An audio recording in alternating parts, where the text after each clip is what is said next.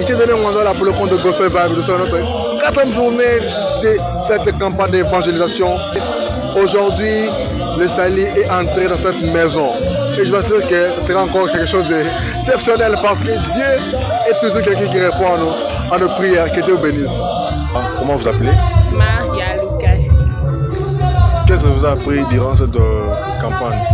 Déjà pour commencer, cette campagne elle est très édifiante. Et ce que moi j'ai le plus appris dans cette campagne, c'est à apprendre, genre avoir la maîtrise de soi. C'est une chose très importante. C'est une chose que j'en avais pas et que je viens d'apprendre ça ici.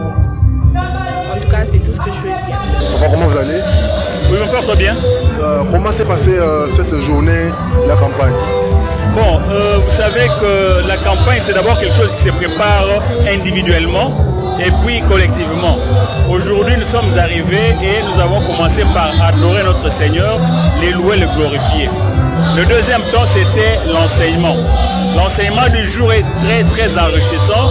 Un sous-thème qui doit être actualisé et vécu chaque jour au niveau personnel, au niveau de la famille. Le salut est entré dans la maison de Zachée. Zachée est représenté par chacun d'entre nous et chaque fois que nous venons à la campagne, nous rencontrons Jésus et c'est Jésus-là au regard du sous-thème d'aujourd'hui qui entre dans notre maison. Il en est de même quand nous venons à la messe chaque matin, comme l'a dit le prédicateur du jour, nous rencontrons Jésus à des niveaux. Au niveau de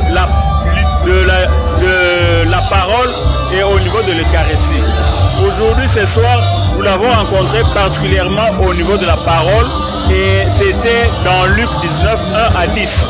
Donc, Zachée, Jésus qui a vu l'effort fourni par Zachée lui a dit clairement, aujourd'hui, le salut est entré dans cette maison.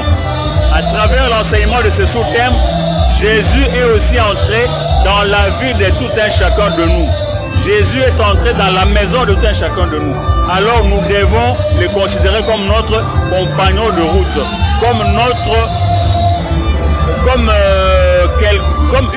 notre visiteur de chaque jour dans notre maison.